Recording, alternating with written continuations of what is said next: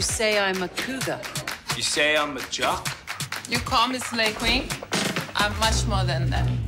You say I'm a nerd. It's also absurd. I'm more than that. So the ad you've just seen is for a new campaign called Smash the Label for beer brand Castle and its quest to build what it terms a label-free South Africa. The campaign seeks to highlight and create conversations around the dangers, I'm told, of stereotyping. As part of the campaign, Castle is going to be removing labels from 4 million of its beer bottles for a 2-month period. Vaughan Cruiser is with us, brand director at Castle. Vaughan, a very warm welcome. What's the thinking here? So Castle Lager has a proud history of bringing South Africans together. We like to think that that is our job. So about 2 years ago, we asked the question, what is keeping South Africans apart? And we learned some fascinating things. We learned that the youth of South Africa craves a more united country. They want to learn more about diversity and celebration of diversity. And the key barrier, the thing that's standing in the way, is labels and stereotypes. And we said, well, we're a beer.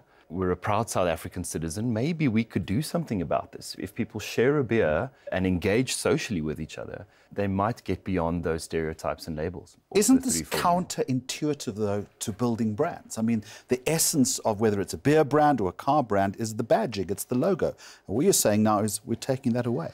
That's correct. I'd say that the campaign is creating so much talk and awareness and a strong association with the brand that it's actually driving a bit of salience for our brand. And the act of removing the labels is to highlight, I think, some deeper meaning into the brand and do something that's good. It's created conversation. Not all of it has been positive, though. You will concede that. You've taken a bit of stick for this. A lot of people saying, yeah, OK, it might be an idea, but it's just a gimmick. It's a gimmick, really, isn't it? Well, I guess it will depend on our actions, right? We'll have to prove that it's not a gimmick. So when we initially started talking about this campaign, people did believe it was opportunistic, and I can appreciate that people would imagine that. Are you not exploiting the whole notion of stereotyping and labelling just by injecting a commercial component into it? Well, I think at its core, what this campaign is trying to do is to highlight that stereotypes and labels actually keep South Africans apart. And we see this, right, every day in the media. And I believe as big brands and big media owners, we have a responsibility to be the counterpoint to some of that negativity that exists. And if we're talking about smashing labels or breaking stereotypes, it's coming from a really good place, right? So we're very inspired by how people are accepting this campaign. I'll come back to it, though. It's all very well and good. You're moving the labels for, what, a period of 8 weeks or so. After that, the labels go back on. What do you hope to have achieved? The act of removing the labels is one action of a series of things that we're doing over the next 18 months.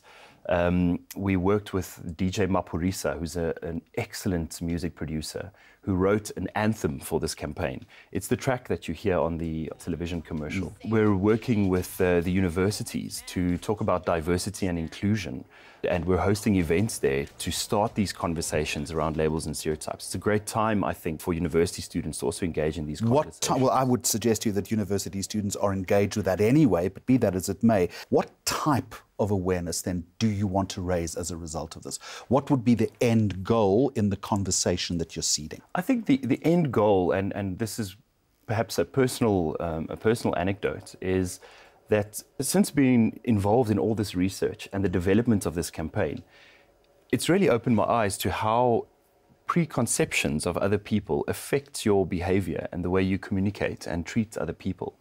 And I'm hoping that with this message, that people can set the label aside and try and see every person for who they are.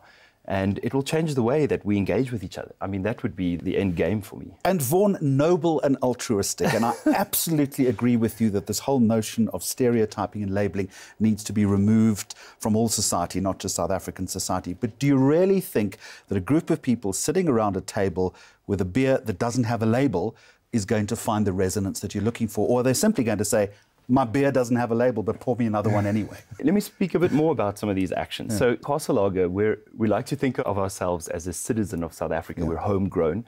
All of our raw materials and ingredients are sourced from here. And we're also the sponsor of the 3 national teams. Now, that gives us a very unique and captive audience. You know, these people are passionate about soccer, rugby, and cricket. And sport is a great platform for us to drive social cohesion and unity, because it's in sport where we see the power of diversity.